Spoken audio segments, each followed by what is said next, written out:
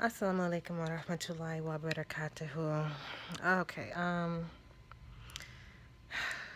what I'm about to say, whatever good I say comes from Allah subhanahu wa ta'ala, and whatever bad that I say comes from myself and my own misconceptions. But I'm really ticked off with the Ummah right now over this whole Dina Tokio. Every single time I get on YouTube, there's a new video about Dina Tokio. And I'm personally really sick and tired of it. I made one comment on one video, I think by Dawah, and it was where he was talking to two fans of Dina Tokio. And some of the things that I'm getting back from other Muslims has really just irritated me. First off, I like to make dua for the entire Ummah. And if I meet or I find out about a brother or sister who's personally going through some issues, I will make dua for them. If you know about certain little apps, like the Adhan app or a few other apps, there's like a little community button that you can push on that app, and you can read where people post like, make dua for my father, make dua for my mother, make dua for me, I'm going through this, they're going through that, XYZ, make dua. Now, someone commented on the post that I put on Ali Dawah's video. Aloysius. Don't mess with that. My cats. Basically saying that, oh, dua is worship, sister. You can make dua for the Ummah and Dina Tokio. Basically, I had said that the attention that Dina Tokio is getting, the passion, the fervor, the attention, the videos, it's ridiculous. She took off her hijab. Big deal. Do you have any idea, any Muslim out there watching this right now, do you have any idea how many Uyghurs have been murdered in China simply because they're Muslim? Do you have any idea how many Uyghur women, our sisters, our Muslimas who wear the hijab or who don't wear the hijab, are being forced to marry Han men so that the children won't be Muslim? Do you have any idea how many bodies have been cremated so that we don't know how many of our Uyghur brothers and sisters have been killed? Do you have any idea how many Palestinians are being held in Gaza right now? Do you have any idea how many homes have been destroyed? Do you have any idea how many of our Rohingya brothers and sisters have been murdered? Do you have any idea? Do you care? Do you care at all? Wallahi, this is so stupid, the stuff that I'm hearing. The things that I'm hearing about Dina Tokio this and Dina Tokio that. Dina Tokio has assumed that she knows and understands the Quran and the Sunnah because her understanding of the hijab is different than what Allah subhanahu wa ta'ala put in the Quran. Dina Tokio has made videos about, should a Muslim woman be able to marry outside of the religion? Can a Muslim woman marry two husbands? Those are the videos that Dina Tokio has put out, and that's just what I have found out from looking at her channel for one day. Those two videos, that's all I needed to see. I didn't even watch them. I just saw the title. I was like, I don't even need to know. I don't even need to know. A'udhu billahi min shaitanir rajim. I'm not judging her because of what she put out. If she wants to make these topics because somebody brought them up to her, if she wants to put out these topics because she herself questioned, if she wants to put out these topics because of whatever reason, fine. What I am judging her on, and I'm not doing this because I'm a super Muslim, because I'm a revert, and there was a time when I didn't care about anybody. But what I am judging her on is how wasteful she's being with what she's been given. She has this huge platform. She has the ability to talk to anybody. and have all these followers hear it. And she's wasting her time talking about things that Allah subhanahu wa ta'ala and his Prophet sallallahu alaihi wasallam have already put in place. If I had a platform like Dina Tokio, I'd be trying to encourage my brothers and sisters no matter what they're going through. If I had a platform like Dina Tokio, I'd be talking about my brothers and sisters who are being oppressed. If I had a platform like Dina Tokio and followers like Dina Tokio, I'd be encouraging people to remember Allah subhanahu wa ta'ala. If I had a platform like Dina Tokio, the last thing I would be doing would be putting my brothers and sisters under my microscopic view of understanding which Allah has given me. And the last thing I would be doing would be questioning the Deen, the Sunnah, and especially the Quran from my minor view of understanding of Islam.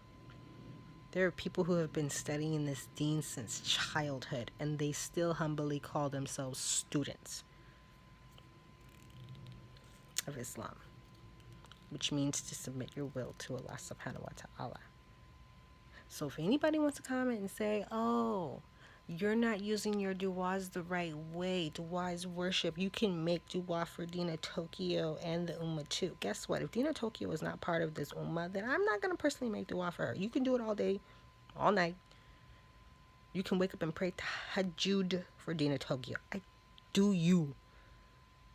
Do you. Ukti aki. Do you. May Allah reward you for whatever. But me personally, I am not going to do that. I can't. It doesn't feel right in my heart. It doesn't feel right in my mind.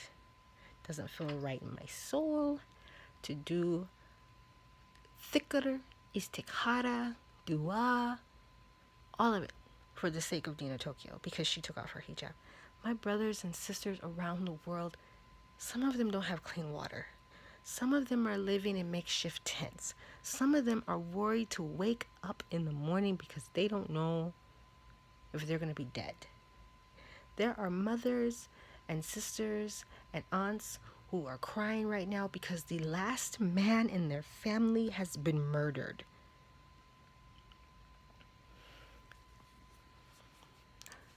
There are brothers out there who are mourning their children because they have been murdered.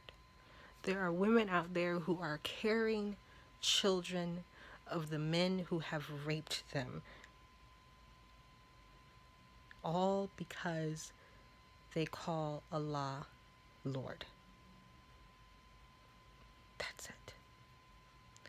You think I got time to worry about one Muslimah who has all of these gifts from Allah? She has a home, she has running water, clean water, she has a husband, her children are safe, she can get medical care, nobody's busting down her door trying to kill her, kick her out of her home. But she's got time to question and critique and scrutinize. Khalas, Allah can have all of that because it is all of His, Dina Tokio and everything. Her and all her millions of followers, however many followers she has, whatever. But what I'm upset about is I'm so upset by this ummah who's giving her so much attention, wallahi. I become a revert 3 years ago, and I did not become a revert because of Muslims. I met one Muslim, and after that I met a whole bunch of Muslims that were just like, I was like, well, subhanallah, like, I'm ready to stay in my house and never go to the masjid again. I don't want to be around these Muslims. But I made dua, and I made istikhara, and I begged Allah to please send good Muslims my way, because at this point I'm ready to never ever go to the masjid. I will worship by myself. I will learn this deen by myself. That's what I was saying. Because in just my first 6 months becoming a Muslim, I had met so many judgmental Muslims. The only one who didn't judge me was the woman who I bought West African food from. When she saw me in a hijab, she couldn't believe it. She ran from behind her stall and gave me a hug.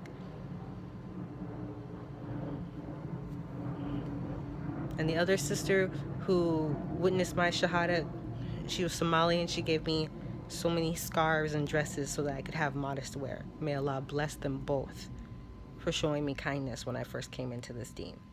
And may Allah bless all the sisters that He sent my way after that, after I made the dua, who were good to me, who were kind to me, who were loving, who taught me this deen, who helped me understand it. And may Allah bless my husband, who He sent to me after having dealt with so many bad Muslims. I have a wonderful, loving husband. But this deen, may Allah help us. May Allah help us, because I never thought I would wear the niqab. I never thought I would wear the niqab. Honestly, I had seen the niqab once when I was younger. A woman was in the elevator with a dark blue niqab on, like this color, and a dress that matched. And she scared my mother. Me and my sister were like, "Mom, what are you afraid of?" And the sister was giggling, you could tell she was smiling underneath. Her eyes were like this, like, oh my gosh. And I kept looking at her, and I was just like, wow. All I can see is her eyes, but she's gorgeous. I don't care what she looks like under there, just like that. She's gorgeous. She's beautiful. And so I never thought bad about the niqab. I always thought, like when I saw a woman in niqab, I always thought she was beautiful. Rarely saw a woman in niqab. But wearing a niqab is honestly, I don't wear the niqab all the time, but when I don't, I notice the difference. I notice the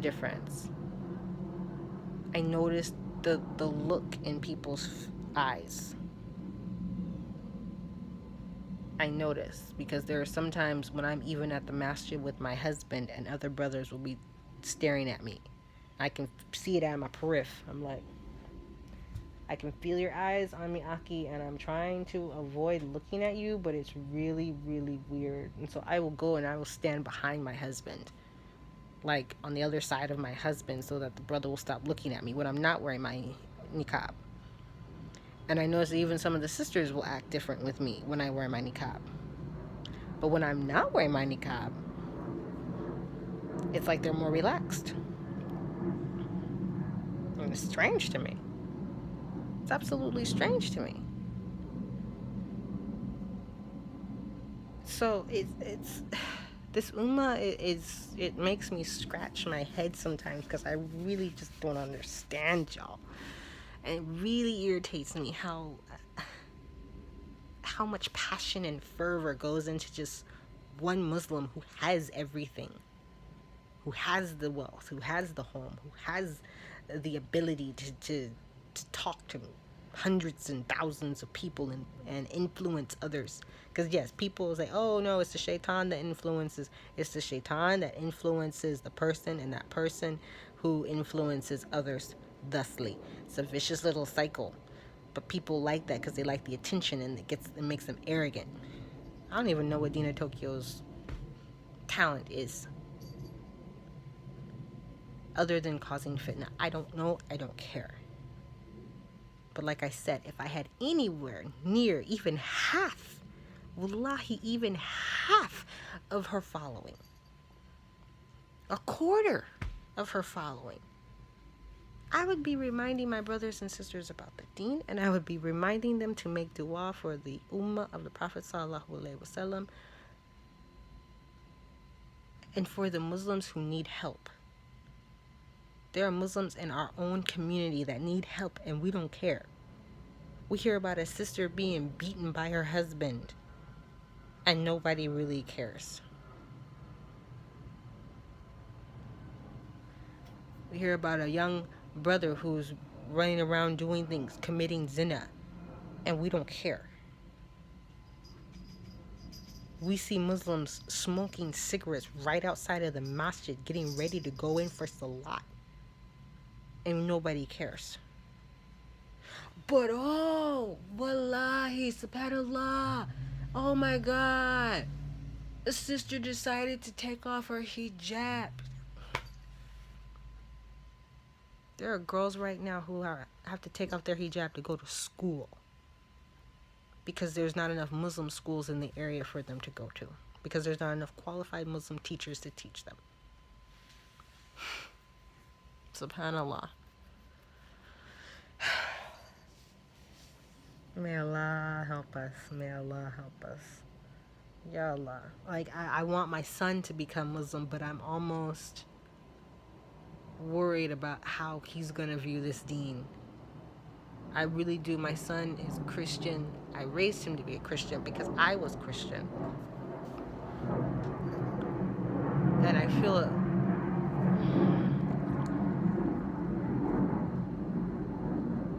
And I feel a certain way about that.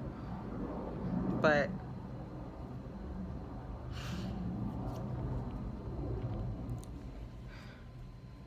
I'm worried about how my son will view this deen if he ever comes into it. And if he does, inshallah, I pray that Allah keeps him strong on this deen. But I can see why certain people are leaving. I can see why there are Muslims who grow up in this religion, or Muslims who even revert and they end up leaving. Because for a minute, I was thinking about leaving when I first became a Muslim. Not leaving necessarily the deen, but leaving Muslims alone. Like, not even wanting to come into contact with them. There are Muslims who are afraid to give the salams. You say assalamu alaikum to you, they freak out. It's like you've done cursed them.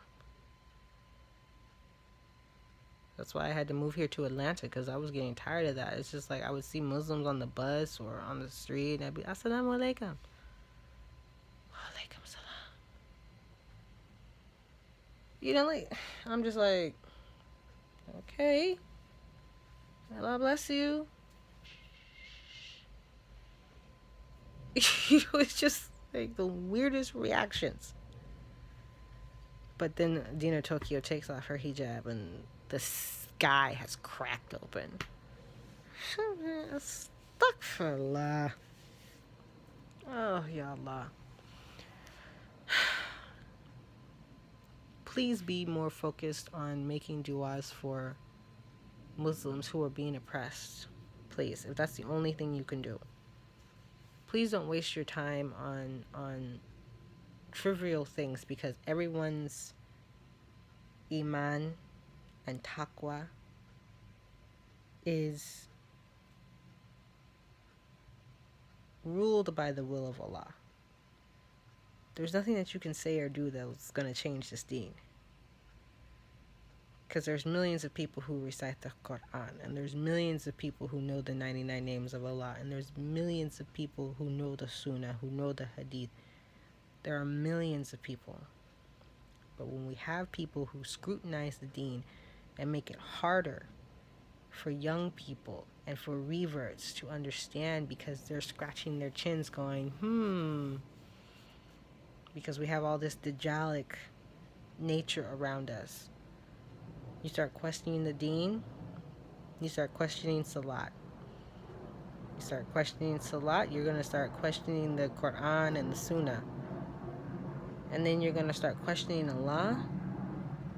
And then you're going to say, why Islam at all? So little small things lead to bigger things. So I bet if I was a follower of Dina Tokio, I'm sure that I would have seen a pattern leading up to it, because I saw it in a few other hijabis that I used to watch. One hijabi I used to watch, she used to wear the hijab wrapped tight. And then she started putting on makeup. And then a little bit of hair came out of her hijab. And then hijab became half a hijab. And the hijab came off. And then the modest wear came off. And then the cut shorts came. And then she just looked like any other girl. She didn't look even like a Muslimah. The whole point of hijab, the whole point of modest wear is so that when one Muslim sees us, they know who we are. I've had sisters in halter tops and yoga pants come up to me and say, Assalamu alaikum, sister. And I'd be like, oh, wa alaikum salam. Oh, I mean, assalamu alaikum, but I'm a little shocked at why. I mean, and so I'm looking them up and down, and it's not because I'm judging them, it's because I'm wondering. I'm just like, why, sis? Why? I'm trying to understand. I came from that. That sucks. Why do you want to do that? Please tell me. Can we talk? And then they don't want to talk. I'm just like, because, you know, I'm a niqabi, so they're probably going to think that I'm judging them. But then, I mean, I'm just like I want to tell them my story. Like, I want to say, hey, 3 years ago, I used to dress like that, okay? 3 years ago, I used to model. 3 years ago, I used to have all types of crazy hair. 3 years ago, I had nails that were, like, really long, fake nails. I used to do all of that stuff 3 years ago. 3 years ago, I couldn't operate without some liquor in my coffee, okay? 3 years ago. I'm not saying I'm super Muslim, but I'm saying, why even touch that? Why, when this deen is so beautiful? When you understand it, when you implement it in your life, when you submit your will to Allah, things get better. Things get so much better. It might be hard for a while, and yes, it is. Wallahi, it's a struggle. It's jihad. But there's no reason to give up on the deen because of what you see here on the dunya. There's no reason to follow people like Dina Tokio because life gets hard. It's a struggle, isn't it? The dunya is the testing place, not the resting place, okay? It's going to be a test, and you're not going to have any rest. But the whole point of the test is to obtain rest in the grave and in the hereafter. I want that shade. Not the shade from people. I don't want that shade. You can have that shade. You can keep that shade. I want Allah's shade. Inshallah, I want Allah's shade on the day when there will be no shade. So do what you can do to obtain that in the hereafter. Don't worry about the dunya. Don't worry about the here and now. Worry about the hereafter. Here and now, the hereafter, yes. Worry about the here and now as in do what you need to do to get to the hereafter in a good standing. But don't worry about the here and now as far as in, you know, what other people are doing. Worry about yourself and the people who matter. And people are like, oh, you should worry about Dina Tokio. Guess what? Like I said, she's got life good. Allah has blessed her. She is not using her resources, which Allah has blessed her with, in the best way. You think I'm wrong for that? Maybe I am. But the whole fact of the matter is, it's too much passion and attention for one Muslimah who took off her hijab and who questions the will of Allah. Even the Muslims in the past, 1400 years ago, who were not that great, even they didn't question the will of Allah. I mean, some of them did. Some of them did. We call those people munafiqun, or munafiqeen, or munafiq. But most of them did not question. Some of them did things without questioning and it got the anger of the Prophet of Allah subhanahu sallallahu alaihi wasallam, and the anger of Allah subhanahu wa ta'ala. Like the brother who hurt himself. Now, if I'm stating this hadith very vaguely, you can go and look it up. But I just know it simply because I tried to memorize it. I can't remember who it was. But it was a group of companions. They were out traveling. And one of them fell off of a camel or what. And he hit his head and he was bleeding. He wrapped up his head. He was doing better. Came time for Salat. And he said, I can't make wudu because my wound, if I take off my bandage, I could get infected. There's clean earth. I should make it with clean earth. And they were like, no. You can only make, I think it's called tahammun, when you make it with clean earth. I'm a revert, so I don't know all the Arabic yet. But making wudu with clean earth, they were like, no, you only supposed to do that when there's no water, but we have water, so you got to make wudu the right way. So he was like, are you sure? And they were like, yeah, we're sure. You can only make wudu with clean earth if there's no water, so you have to make wudu with water. And so he said, all right. So he did that. He took off his bandage, he made wudu, his wound got infected, he died. And they were like, well, Allah willed it. When the companions got back to town and they told Prophet Muhammad sallallahu alaihi wasallam what happened, he was furious. He said to them, you've killed him. You killed him. You murdered him. How dare you not come and ask me? I'm right here. You could have come and asked me. You could have made up your prayers. You could have come and asked me. Talk to me. How dare you think that you know this deen? How dare you assume that you know this deen? You murdered him. The Prophet sallallahu alaihi wasallam accused them of homicide. Even though they didn't directly kill him, they indirectly killed him by reassuring him of something that they had no knowledge of. And when I think of that, I think about Dina Tokio, and I think, how many Muslims is she indirectly affecting?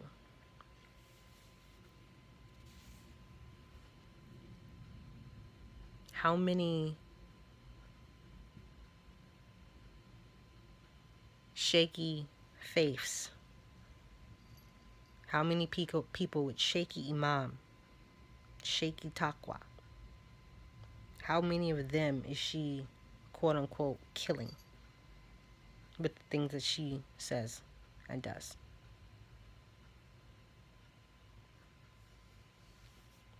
And you want me to wait, and people want me to make dua for her. I'll make dua for the people she's indirectly harming with the things that she does. And I'll make dua for people who have shaky iman, and shaky taqwa. And for those who are being oppressed. But no, I'm not going to put Dina Tokio's name in my duas. I would like to, but it really just, it bothers me. It bothers me. Because I feel like if she's going to continue with the rants and raves and going on talk shows and doing all this stuff and making Muslims look like, hijabi cults and stuff like that, and she's just trying to drag the name of Islam through the dirt of her microscopic perception and scrutiny, I cannot personally make a dua for her. I can't do it. May Allah help me. May Allah soften my heart.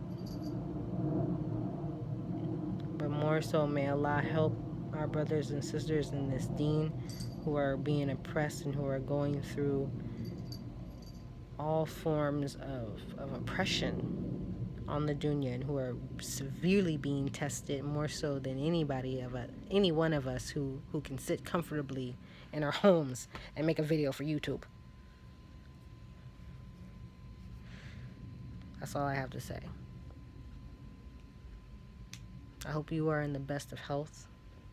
I pray that Allah keeps you strong on this deen, and I pray that your hearts are softened if they are hard. And I pray that you die upon this deen. And I pray that we all get to the hereafter, inshallah, in good standing with Allah subhanahu wa ta'ala. Assalamu alaikum wa rahmatullahi wa barakatuhu.